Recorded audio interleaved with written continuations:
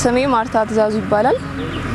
የቦንጋ ዩኒቨርሲቲ የነርሲንግ ዲፓርትመንት ተመራቂ ተማሪ ነኝ እና ያው በዛሬው ዕለት ከሴቶች ጠቅላላ ዋንጫ ተሸላሚ በመሆኔ በጣም ደስ ብሎኛል።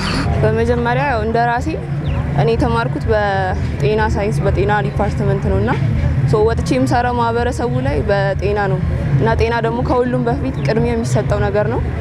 ኃላፊነቴን ቃል የገባሁትም እዛ ማህበረሰቡን በስነ ስርዓት ለማገልገል ነው።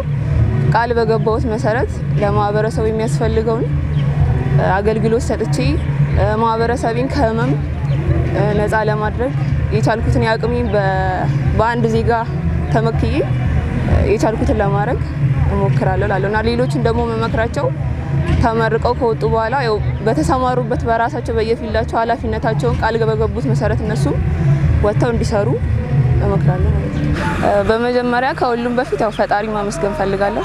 እዚህ እንዲደርስ የረዳኝ እሱ ነው በሁሉ ነገር። በመቀጠል ደግሞ እኔ እዚህ ልደርስ አስተዋጽኦ ካረጉ መካከል ቤተሰቦቼ ዋነኛነት ይወስዳሉ። ከዛ እዚህ ትምህርት ቤት ከመጣው በኋላ ደግሞ መምህራኖቼ በትምህርቴ ጓደኞቼ በዙሪያ ያሉ የምወዳቸው ሰዎች ሁሉም አግዘውኛል። ስለዛ ሁሉንም ማመስገን ፈልጋለሁ። እዚህ ቦንጋ ዩኒቨርሲቲ ስመጣ ግቢውም አላቀውም ነበር፣ ሀገሩንም አላቀውም ነበረ፣ አዲስ ነበረ። ግን ከመጣው በኋላ ማህበረሰቡም አቀባበሉ በጣም ጥሩ ነው። እንደገና ደግሞ ሲቀጥል ዩኒቨርሲቲ ያው ትንሿ ኢትዮጵያ ተብላ ትመሰላለች እና እዚህ መተን ከብዙ አካባቢ እንደኔ ከተለያየ ኢትዮጵያ ጫፍ የመጡ ተማሪዎች ነበሩና ከነሱ ጋር እንደ ቤተሰብ ጓደኝነት መስርተን በአንድ ዶርም ውስጥ ሁላችንም አንድ ላይ ብዙ ጥሩ ነገር አሳልፈን ያው ለዚህ ለምርቃታችን ደርሰናልና የማህበረሰቡም እዚህ መጥቼ ያገኟቸውም ጓደኞች ያቀባበልም ሁሉም ነገር በጣም ጥሩ ነበር፣ ደስተኛ።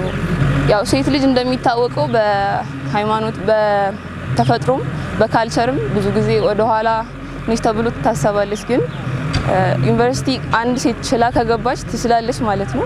ዩኒቨርሲቲ እስከገባች ድረስ የሆነ አላማ ከቤተሰቧም ወይም ከራሷም ሰንቃን ይዛ የመጣችው እና ያን አላማ ማሳካት አለባት። ብዙ የሚያጋጥሟት ችግሮች ይኖራሉ፣ ተፈጥሯዊም ሆነ በማህበረሰቡ የተለመዱ ችግሮች እና ግን ሴት ልጅ አያቅታትም፣ ትችላለች። ዛሬ ቺጌ ነው እዚህ ጋር የቆምኩትና ሁላችሁም ሴቶች የሆናችሁ በርቱ እንደኔ እና ትችላላችሁ ማለት ፈልጋለሁ።